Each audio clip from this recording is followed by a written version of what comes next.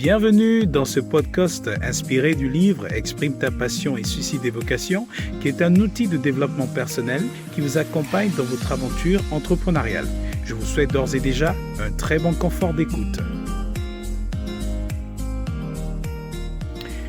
Voilà, nous sommes dans cet épisode numéro 7 dans lequel nous allons parler de comment développer son instinct entrepreneurial. Parce que vous vous souvenez, nous avons à plusieurs reprises abordé le sujet, d'accord, d'une manière ou d'une autre dans les précédents numéros de cette série podcast. Nous avons parlé de l'instinct artistique, nous avons parlé de l'instinct commercial. Et vu que nous sommes dans ce processus-là d'apprentissage, dans ce processus de développement personnel, à travers lequel nous aspirons bien sûr à voir nos facultés intellectuelles, nos réflexes en tant qu'entrepreneurs, mais aussi les habitudes qu'on peut développer pour bien sûr avoir cette culture-là entrepreneuriale basée sur le développement personnel, basée sur des valeurs telles que la dignité, l'honnêteté, la justice, d'accord? Ces différents ingrédients qui contribuent tout simplement à la constitution de cette philosophie que nous appelons Exprime ta passion et suscite des vocations. Aujourd'hui, nous parlons donc de comment développer l'instinct entrepreneurial. Pourquoi ce sujet? C'est tout simplement parce que, au sortir des formations, les participants ou les participantes ont généralement tendance à poser la question au formateur: comment est-ce que je vais faire? Comment est-ce que je dois m'y prendre? C'est vrai, j'ai des outils, mais le comment est toujours là. Et là, la personne se perd et généralement n'ose rien faire. Pourquoi? Parce que il y a encore une interrogation qui est là. Quoique la motivation de prendre une initiative, la motivation de créer quelque chose, la motivation d'aller de l'avant y est, mais on est toujours bloqué par la question comment. On doit comprendre un principe, c'est que quand vous vous faites former ou quand vous êtes coaché par un formateur ou un coach, il y a deux aspects dont vous devriez avoir conscience. Déjà, l'information, c'est quoi? C'est l'action de se faire former ou de former par l'information. Donc, cette information qui est donnée là vient nourrir deux choses. C'est-à-dire, elle vient nourrir votre intelligence, donc votre intellect, mais aussi votre instinct. En fait, plus vous connaissez, mieux votre instinct développe son potentiel de réaction. Alors, on va définir l'instinct. C'est quoi l'instinct? L'instinct, c'est l'impulsion innée, automatique et invariable qui régit le comportement de tous les individus d'une même espèce. Une autre définition ici nous dit que l'instinct, c'est le fait d'avoir un don, une disposition naturelle, une aptitude à sentir ou à faire quelque chose. Donc, l'instinct ne peut s'exprimer que lorsque nous sommes confrontés à une situation ou à une circonstance bien particulière. On va dire généralement une circonstance assez accablante, donc une situation éprouvante. Par exemple, lorsqu'on est attaqué par une bête ou poursuivi par un chien, par exemple, on va se rendre compte qu'on va réaliser des actions extraordinaires, inimaginables et parfois impensables. On va se surprendre être en train de faire des choses irréalistes. Pourquoi? Parce que l'instinct de survie va nous amener à surmonter les limites intellectuelles que nous avons, les limites mentales que nous avons. En fait, vous vous surpassez. Pourquoi? Parce que vous faites face à une situation éprouvante et dangereuse. Là, l'instinct s'exprime. Vous avez aussi le cas, par exemple, d'une personne qui se noie.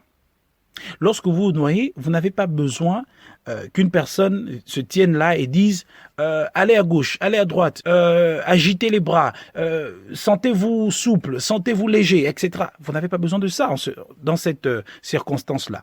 Vous avez besoin qu'une personne saute et vienne vous sortir de là. Ça, c'est la première chose. Vous avez besoin d'aide. Mais avant cela, vous allez vous-même déjà fournir un effort.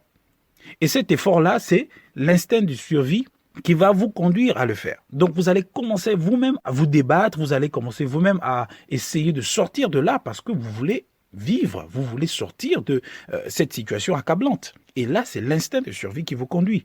L'instinct vient vous sortir d'une situation dont la connaissance que vous avez au niveau, on va dire intellectuel, au niveau donc de votre mentalité, n'aurait pas su d'elle-même vous sortir de la situation.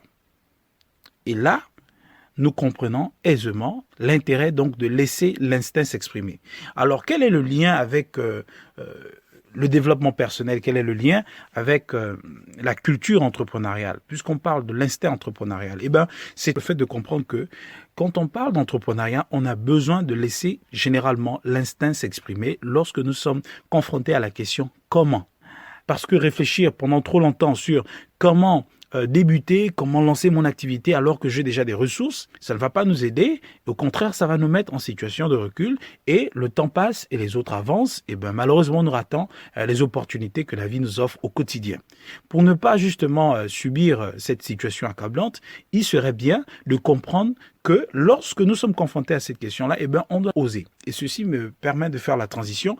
Quels sont les points que nous devons avoir à l'esprit dès lors que nous sommes confrontés à cette situation où nous nous posons mille et une questions sur comment, alors que nous avons déjà reçu une certaine connaissance. Alors la première chose, c'est avoir le sens de l'audace dans l'espoir de réussir, donc dans l'espoir d'atteindre ses objectifs. Vous devez oser. Et quand on parle d'oser, ça veut dire que nous nous donnons la permission de prendre une initiative lorsqu'on se trouve dans une certaine circonstance. On ne peut plus se poser mille et une questions, il faudrait oser. Donc on y va. Derrière chaque épreuve, il y a toujours une grande récompense. Il y a toujours quelque chose d'honorifique. Il y a toujours quelque chose d'exaltant. Voilà, et ça c'est très important. Deuxième chose, apprendre de vos erreurs. Donc, dans le processus, dans la procédure que vous suivez pour lancer votre activité, vous allez apprendre de vos erreurs, vous allez apprendre des réalités sur le terrain. Alors la troisième chose, c'est le fait de tenter de nouvelles expériences. Donc avoir la pensée de l'innovation. Parce que plus vous apprenez, mieux vous êtes équipé pour prendre de nouvelles initiatives et vous fixer de nouvelles conquêtes pour que vous puissiez être à même de grandir. Le développement personnel, c'est un mouvement ascendant.